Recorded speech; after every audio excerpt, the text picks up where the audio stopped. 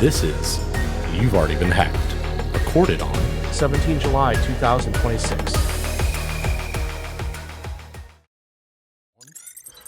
Welcome back to You've Already Been Hacked.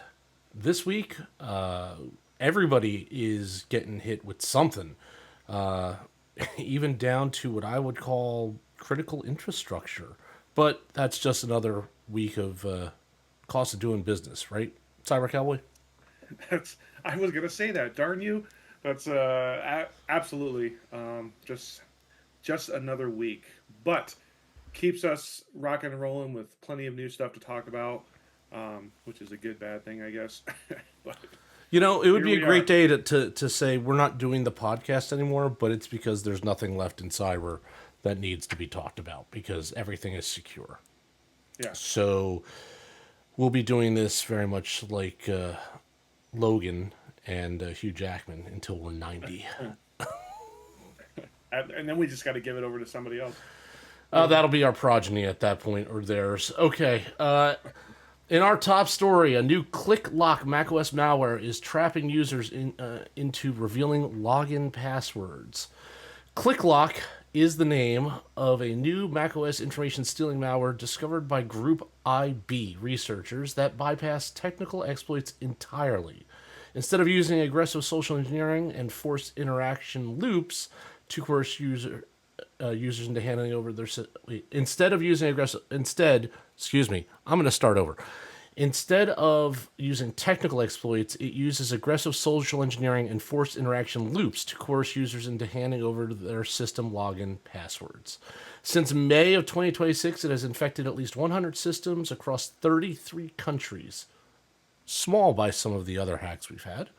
The attack began with a quote-unquote click fix lure. Users are tricked into pasting a malicious command into their terminal, which triggers a fake Cloudflare human verification sequence with an animated progress bar. Behind the scenes, the malware disables keyboard interrupts, hides the terminal cursor, downloads stealer modules, and suppresses the macOS notification center for approximately 6 hours to hide attack indicators. ClickLock then deploys two relentless coercion loops. The primary loop terminates critical apps such as Finder, Dock, Terminal, Activity Monitor, Console, System Settings, Spotlight, and all major browsers every 210 milliseconds, continuing for up to 83 hours, or until the user enters their password into a spoofed login dialog. A secondary loop prompts for keychain authorization every 200 milliseconds up to 35 days to access Chrome's safe storage key, which decrypts offline passwords, cookies, and autofill data. The harvesting module of this malware targets Chrome, Firefox, Brave, Edge, Opera, Vivaldi, and Arc browsers. So not Safari, interestingly. Stealing saved logins, cookies, autofill, bookmarks, and local and session storage. It also targets cryptocurrency wallet extensions, desktop wallet files, and encrypted vault material across multiple different blockchains. Data is packaged into a standard zip archive and exfiltrated via a Telegram bot API with retry logic for network failures. Finally, ClickLock deploys a modified version of the open source Gsocket tool as a persistent backdoor, establishing a reverse shell through Gsocket relay. Unlike other components, Gsocket does not self-delete. It was discovered on June 9th, and ClickLock was undetected by all VirusTotal vendors. So this matters because it's an exploit that required no exploit. ClickLock doesn't need 0 days or elevated privileges. It weaponizes user panic by making the desktop unusable, which is a pattern that could spread to other platforms. The kill loops are devastating. Finder, Dock, Terminal, and browsers are terminated faster than users can react. The only recovery path is a hard shutdown and booting into safe mode. The crypto targeting is broad. It's going against at least 5 different types of blockchains, and all of those are very easily being harvested. If you hold crypto on macOS, it's a direct threat to you. And zero detection at discovery. ClickLock was invisible to all virus total vendors, as I stated when first seen, meaning traditional AV won't catch new variants quickly. So, Cowboy, you not being a Mac person, but imagining you were, what you should be doing is never paste commands directly into the terminal from websites or any page instructing you to open a terminal and paste a command in, regardless of how professional it looks. It might be attempting to compromise your system. It's a good thought. You should definitely research terminal commands before you copy paste. Monitor for suspicious OSA script executions. ClickLock uses OSA script to launch password dialogues. Alert on OSA script spawning login windows or dialogues should be something you are attempting to do. As a regular user, I don't know how you're going to do that very easily. Detect rapid process termination. EDR rules, if you're a corporation, that flag apps terminating the Finder, dock, or multiple system processes in rapid succession will catch the kill loop that's happening. That should be a very positive indicator. You want to block outbound Telegram bot API connections from workstations. ClickLock, as I stated, exfiltrates from or via the Telegram's bot API. And if you are infected, you're going to have to do a hard shutdown, go into safe mode, and then that will break the persistent loop. Then you'll have to remove the launch agents, and those are essentially the launcher scripts for those that don't have Mac. The launch agents are com.authority, that's authirity.plist, and com.chromer.plist. And there will be cron tab entries as well that you have to get rid of.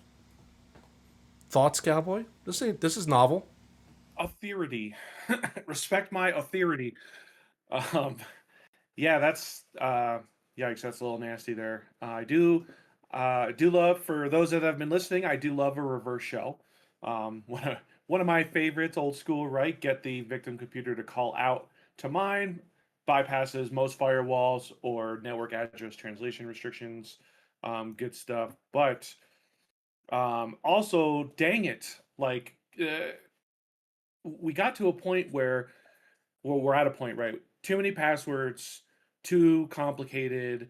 You can't memorize all of them, right? And so we created ways to store them safely, right? Because you just can't do it all. And then, of course, they start going after those, right? Which the storage. Yep, upset, makes sense, right? Because we should be able to lock the storage areas down, but as we know in cyber, there's almost always a way.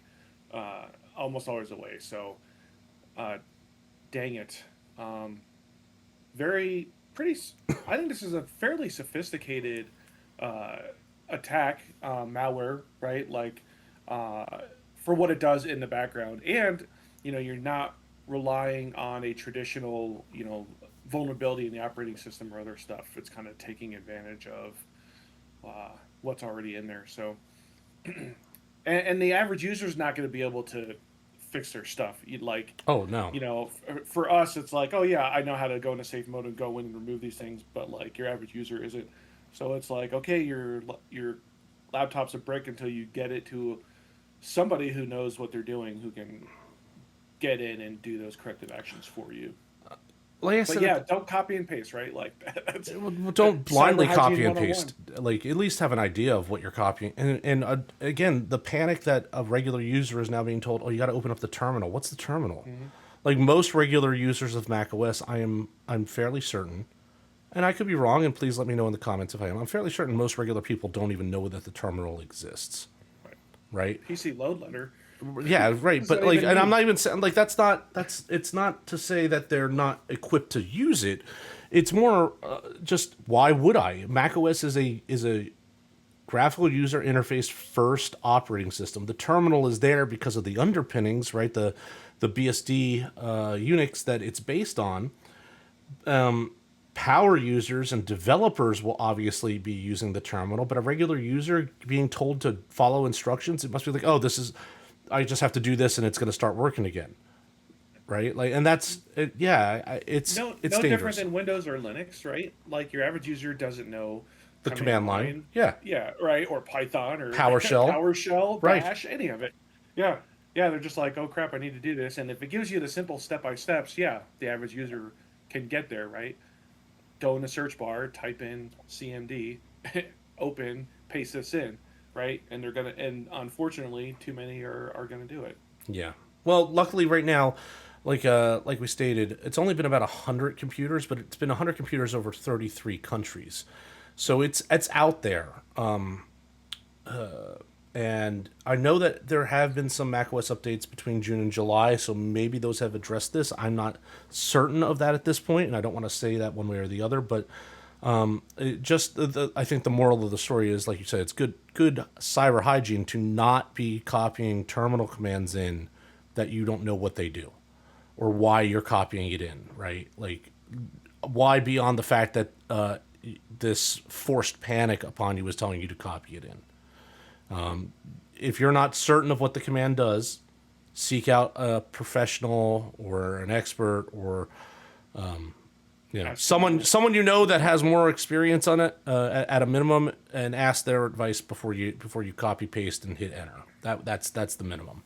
And corporations, your EDR solutions have methods to detect what's going on. So I would definitely employ those to the fullest. Okay, our next story. This is our infrastructure attack. Yeah, all right. Yeah. Coca-Cola has suspended production at its Fairlife dairy facility after a ransomware attack. Coca-Cola disclosed via an SEC filing that a ransomware attack has forced the company to suspend all U.S. production operations at its Fairlife dairy subsidiary, effective immediately. And I believe this happened on Friday or Thursday. I'm not sure exactly, but it's within the past couple of days, with no restoration timeline provided. Fairlife is a $4 billion brand that pioneered the ultra-filtered protein milk category in major players in the protein beverage market. Canada operations remain unaffected, so the Fairlife facility is impacted here in the United States only, just to be clear. The attack compromises Fairlife's production systems, halting manufacturing across all U.S. facilities. Industry precedent suggests this could lead to weeks-long disruptions and widespread grocery shelf shortages. Similar to the Arizona Beverages ransomware attack in 2019 and the UNFI attack in 2025, both of which caused prolonged retail supply chain disruptions. This matters because food and the food supply chain are critical infrastructure. Ransomware attacks on food and beverage manufacturers don't just affect one company, they cascade into retail shortages that impact everyone nationwide. No restoration timeline. Coca-Cola's use of a temporarily suspended with no projected recovery date suggests the attacks may have deeply compromised production systems, potentially including their OT and ICS environments. This is a $4 billion brand that's at risk. Fairlight's market position makes it a high-value ransomware target. Extended downtime could trigger competitive shifts and supply chain renegotiations across the beverage sector. So, what could or should you be doing about this? Well, if you're in the food and beverage supply chain, review your OT and IT segmentation. Fairlight's production systems being compromised highlights the risk when operational technology, manufacturing lines, quality control systems, etc., isn't properly segmented from corporate IT networks. You want to verify backup isolation for your production critical systems and ensure backups of manufacturing execution systems, databases, and production scheduling tools are air-gapped and tested for restorability. Supply chain contingency planning is also necessary. If your organization depends on Fairlight products or similar single-source food suppliers, identify alternative suppliers now. Ransomware-induced shortages can last for weeks. And monitor Fairlight-related phishing. Attackers often follow high-profile ransomware attacks with targeted phishing campaigns against the affected company's employees and business partners. Cowboy, is that going to affect your milk protein intake? It is not. We have bought Fairlife before, and it is tasty, but it's not a regular thing. And I learned through this that Coke owns them. Didn't know that. And I'm a big Coca-Cola supporter from both nostalgic stuff I buy for my ranch house, but also Coke Zero is the greatest thing ever. And all who drink Pepsi suck. Hey. Nobody likes Pepsi except my stepmom for some reason. And But the no, war like continues. this, and that's right. The great this is a great example for our listeners who don't think about this type of supply chain. Right, I was having flashbacks to the great TP shortage during COVID, right, which affected nobody more than Cornholio, the great Cornholio. But I mean, look at any apocalypse movie, right? What's the Yeah. first thing people freak out and go loot? In Food the U.S., and medicine. it's going to be Yeah. food and medicine. In reality, though, it tends to be bleach, milk, and toilet paper, which is That's kind of right. weird, but yeah. And, but the average, I think the average consumer doesn't think about these type of supply chain incidents, but in how much of a devastating effect they can have. Right, like think about Fairlife is like in every store, right? So if you hit, there's not a lot of major producers of certain things like milk. You know what I mean? Yeah. There's like two or three big dogs, if you will, and if you were to take two of them out, right, fully disrupt that, you're going to have an instant run on milk, and then it's going to be out, Yeah. just like the toilet paper thing, right? And the one left standing can't ramp up production that Yeah, fast, if at all, right? Like, they're probably at capacity as it is, or very right, close to it. Yeah. yes, yes. So Can't you know um, you can't have more cows instantly come into existence and then be able to milk them. That's another, that's part of the actual supply chain. Part of the problem is there's livestock involved. right. Yeah, exactly. And as someone who doesn't even know where sandwiches live, like I can't not have my grocery store stack. So, just kidding. I'm probably borderline prepper status. But um, yeah, this is an unfortunate incident. I sure hope they don't pay them a penny, and I sure hope the FBI gets somebody getting after who did this. But um, people in today's world, I think we need to have some basic um, uh, emergency planning. Like what happened? What happens if milk is unavailable? You know what I mean? Hmm. What happens if this is unavailable? What do I do? Especially if you have young children who are dependent on something. If you are fully dependent on something, like you've got to have a plan in today's world. If what happens if this becomes unavailable, because you're you're not going to have time to make up being behind the power curve when it actually happens, right? So, Guess get those cans of for condensed those, milk and put them on the shelf. yeah, like the baby formula, right? Yeah. Shortage. Yeah. I mean that is a critical thing that parents need for those young children, and that was super unfortunate. And the government did a fairly decent job at getting more in and making it not super impactful. But like I think anyone who's relying again on reliant on one or two things, you've got to think about like what would you do if it's not available? How do you overcome? So, but Yeah. yeah, I hope they don't pay them a penny. We won't see it. I'd love to know more about kind of what it affected and how. And but we talk about OT, you know what I mean, operational technology, and how it's even more behind the power curve than traditional Oh my IT God, that wouldn't even be cybersecurity. that would not just be an episode. That'd be a whole series just to talk about Mm. how behind most OT is, and trying to bolt internet access onto it is like catastrophically bad. Yeah, We can have a whole separate a second show just just to about that. talk about Literally OT. just about that. Yeah, I used to when I was teaching at university, an entire class went over ICS and OT type infrastructure, and how critically vulnerable it is. It's shockingly bad. If people knew how bad it was, they would be frightened, really terribly frightened. On that happy note, instead of Microsoft being in the barrel multiple times, we have another story related to Apple. A new lawsuit filed against Apple for Hide My Email privacy vulnerabilities. A class action lawsuit, Alvarez vs. Apple Inc., has been filed in California alleging that Apple's Hide My Email feature, marketed as a privacy tool for iCloud Plus subscribers, contains a fundamental flaw that exposes users' real email address to anyone that can look them up online. The lawsuit claims Apple was notified of the vulnerability by a security researcher in June of 2025, but left it unresolved while continuing to advertise the feature as secure.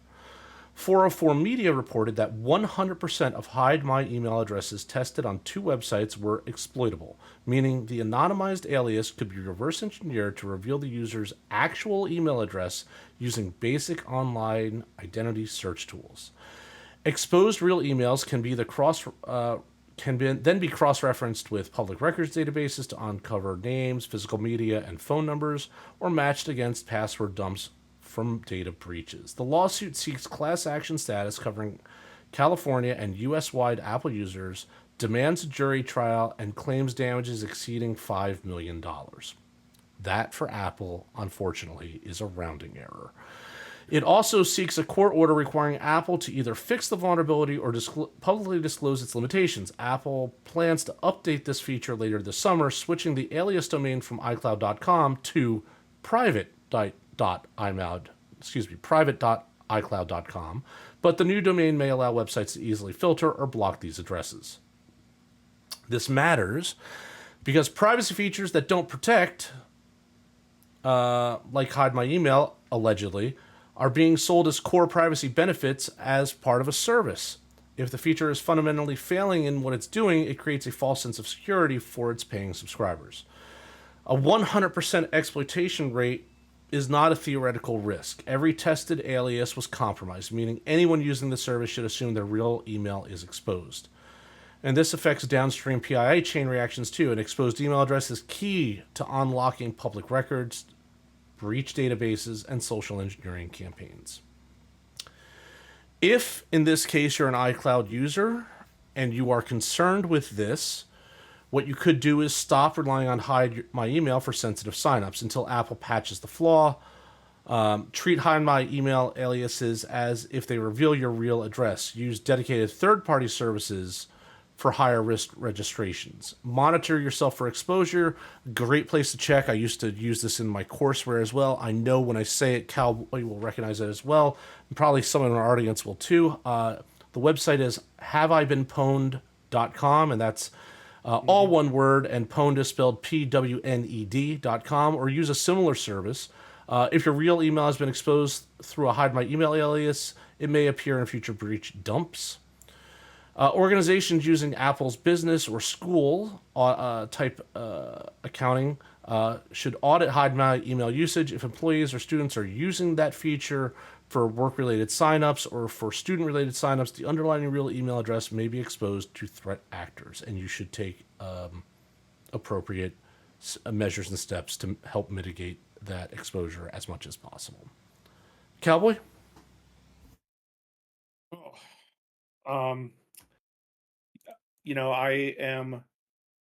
I am pro big businesses because they can do things well and at cost that others can't. But if this is true, shame on you, Apple.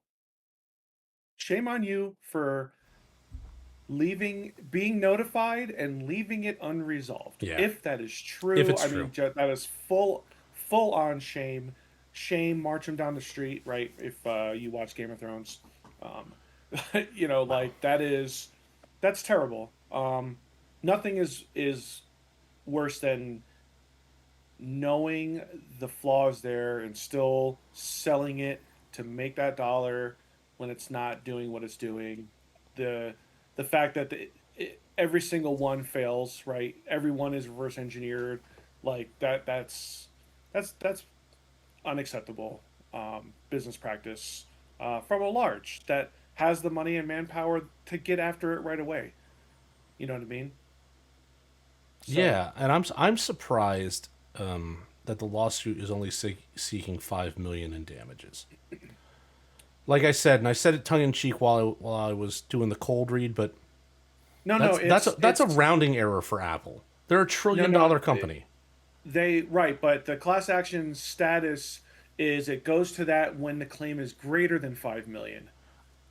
So that's not actually Ah. what they're seeking. They're seeking more than that, but they didn't disclose it yet. Ah. Okay. Good. Right. Okay. All right. So yeah, Better. if it's greater than Better. five Better. Better. million, you're supposed to have a trial jury to get after it because yes, 5 million is around. Even if it was 50 million, kind of still around For a for rounding app error, for right? Apple, yeah. Yeah. It's more about the negative publicity and black eye and loss of confidence that um, they no company wants. Not even Apple, not Microsoft, right? They don't want any of that. They don't want people to lose faith in their security, cybersecurity and assistance. So I'm sure they're taking it seriously now, but one of those things like it shouldn't have come to this, I you agree. know.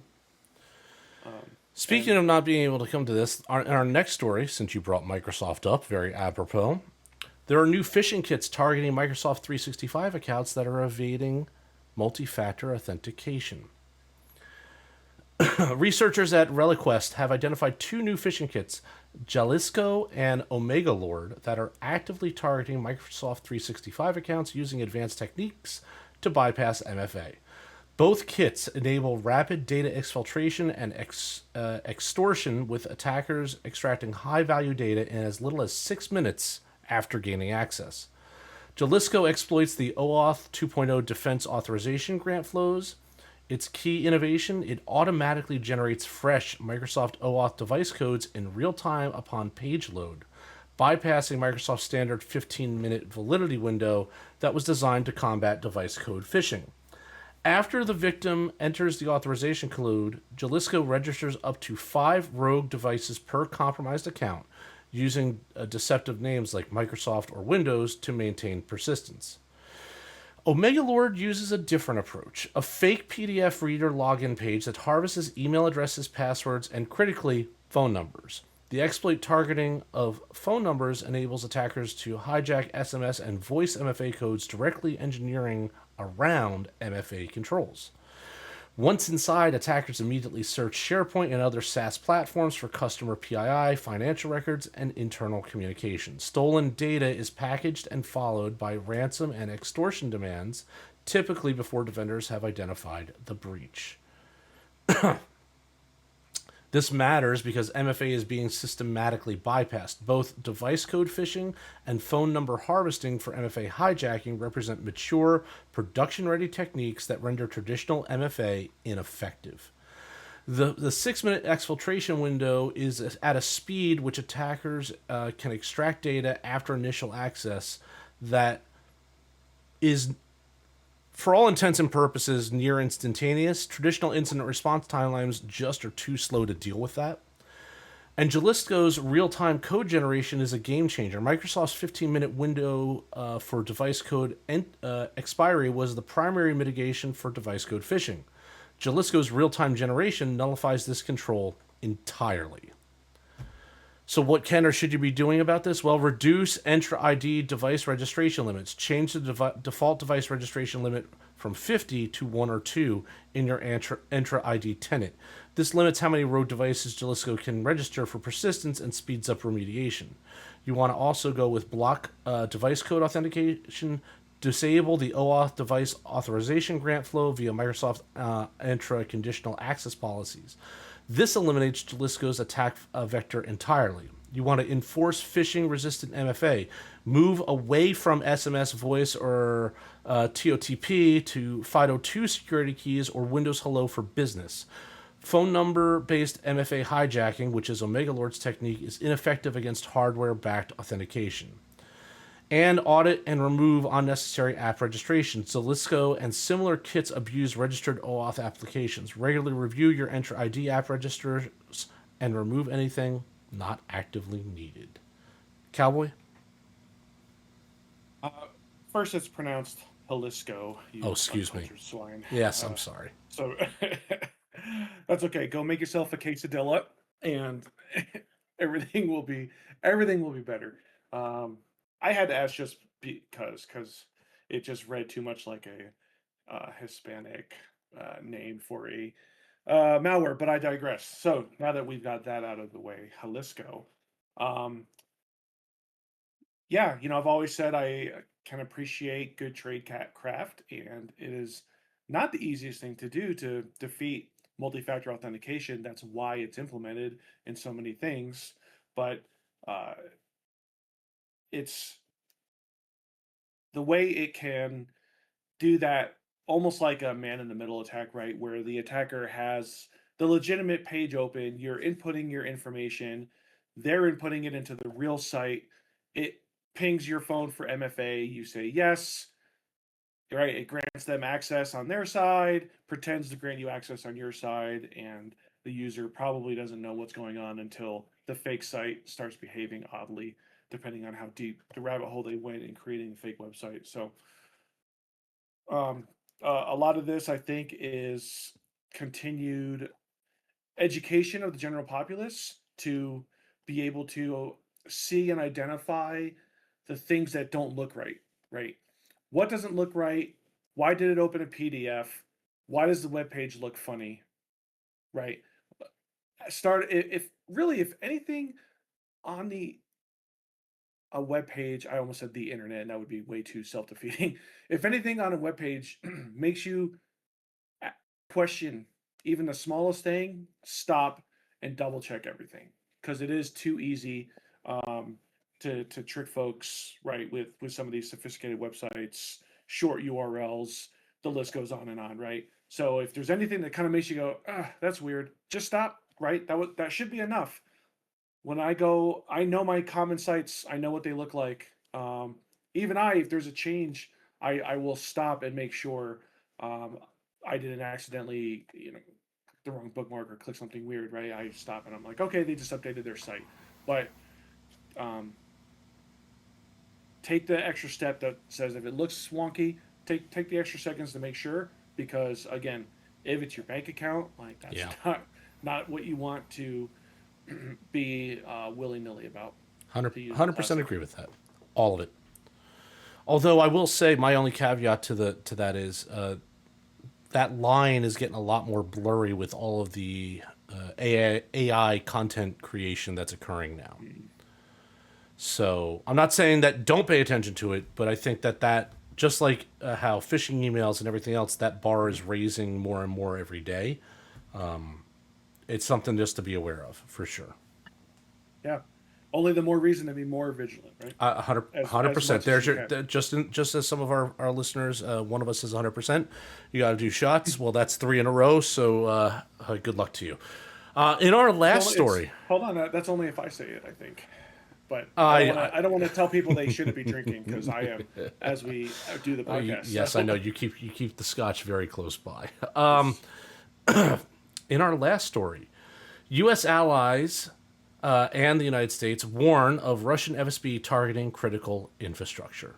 Cybersecurity agencies from the United States, including the National Security Agency, the Federal Bureau of Investigation, and the Cyber Security Infrastructure Security Agency, and 15 allied nations, including Australia, the UK, Canada, New Zealand, Estonia, Finland, France, and Italy, among others, have issued a joint warning that Russian Federal Security Service, the FSB, Center 16 specifically, also tracked as Berserk Bear, Energetic Bear, Crouching Yeti, Dragonfly, Ghost Blizzard, and Static Tundra, is actively targeting critical infrastructure sectors across the allied nations. Targeting sectors include energy, communications, defense industrial bases, healthcare, financial services, defense, and state and local government services.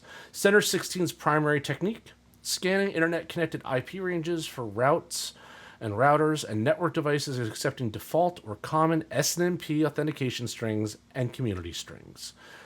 Oh, I haven't seen someone complain about SNMP in a while.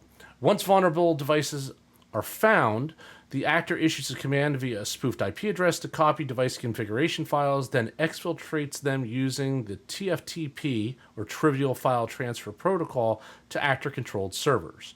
The group also actively exploits CVE 2018-0171, which is a critical flaw in Cisco iOS and /iOS XE smart installs. a vulnerability that has been publicly known, as the CVE states, since 2018, but remains unpatched on many deployments. This advisory follows the recent disruption of the Frost Armada campaign attributed to ATP-28, which is also another Russian intelligence unit, but this one from the GRU, specifically Unit 26165, which had infected 18,000 routers across 120 countries by December 2025. Why does this matter? Well, this matters because this is a state-sponsored threat actor targeting, most likely, your sector. I read so many of them, you're probably in it. If you're in energy, communications, healthcare, finance, or government, Center 16 is actively scanning for your networks. CVE 2018-0171 is still being exploited 8 years later in Cisco devices that remain vulnerable. This is preventable, and it should be already. 8 years is long enough for you to figure out an upgrade path. SNMP default credentials. If you're not patched, you deserve it. At this point, 8 years? Yeah, 8 years is a bit long. SNMP default credentials are an open door. I don't know why you would still be using default credentials, but it does happen. Center 16 doesn't need sophisticated exploits when you're leaving the factory default turned on. You kind of deserve it at that point, too. Mm-hmm. And TFTP exfiltration is easily detectable. TFTP traffic on production networks is a strong indicator of compromise. If you're not alerting on it, you should be. So what can or should you be doing about this right now? Well, if you're using SNMP, upgrade to SNMP v3 immediately. V1 and V2 use plain text community strings. V3 provides authentication and encryption. It's that simple. Disable Cisco Smart Installs. This single action eliminates an 8-year-old vulnerability. Run no Smart Install on your Cisco iOS and iOS XE devices. Block TFTP and SNMP traffic on your edge firewalls, and enforce strong, unique SNMP credentials. If v3 migrations aren't immediately possible, at a minimum, change all your default community strings to complex, unique values. Don't use the defaults. Just don't. I don't know anyone who does. Replace end-of-life network devices. EOL routers and switchers cannot receive security updates, making them permanent targets for state-sponsored scanning campaigns. I'm not even going to get on my soapbox. I'm going to leave that to you, Cyber Cowboy. I have so much to say. Let me start with, that is a 9.8 vulnerability, so yay. You're welcome. Right? It's not a 6 or a 7. And like I interrupted you and said, if it's not patched, you kind of deserve it. Crouching Yeti, that's hilarious. I had to mute because I was laughing. APT28, most of you know as Fancy Bear, okay? And most famously, they brought you the 2016 DNC email hack, right? So just, if you can't remember who APT28 is, that we've talked about multiple times, Fancy Bear. Fancy Bear. I don't know if the SNMP thing was a crack at me.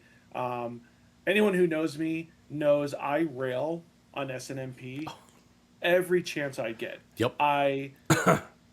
It was needed long ago. It's not needed anymore if you're not running really old legacy stuff, to which if you are, you should be protecting it more anyway. But oh my God, turn it off. There's so much better ways to get in and do your admin updates that you need to do on your devices than SNMP. It was one of my favorite protocols to take advantage of to get into stuff back in training, right back in the day, and I hate it to this day, and I rail against it. So if you turn it off on everything that you possibly can, upgrade, right? Oh my God, change defaults. Like, what are you doing? Just change the defaults. Fire your cybersecurity people, right? If they are left in and or are using default passwords, factory default passwords, if they're sharing passwords, if it's in a file unencrypted, if it's on a sticky note, no second chance. Termination right away. You don't want them in any type of control of your network, because they are clearly your weakest link, because that is nothing but ignorance and laziness, and can't have it. So, and these are against state-sponsored people, right? The big dogs, the people that are trained at the top of their game, who know what they're doing, and it's not something to mess around with. And we've said it before on the podcast too. I believe the next big peer-to-peer war is going to kick things off with major cyber events against critical infrastructure. Absolutely. And it is going to cause immediate chaos. Go watch Die Hard 4 if you want to get a movie's take at what that looks like. And, fun movie, but I liked it because there's not a lot of movies that really do it the way they did. Like, let's start, we're hitting critical infrastructure. Now we're hitting the next critical infrastructure, right? Power's out, water's out, comms are out. What are people going to do? They are going to freak out. And you think people are not civilized today? Wait till that happens. Have a plan. Does that feel better? Oh, I was waiting for you to get through it. Like, usually I'm the one that gets all uppity, so it was nice that I got to be the calm one tonight. It was, but thank you for that. I kind of needed to get that out. All right, that's great. That's great. Everything you said is right. I totally agree with it. I'm just kind of shocked that S&P is rearing its head again here in 2026. I'm more, I guess, disappointed at the fact that we have an 8-year-old CVE that's still being exploited. So that's fun.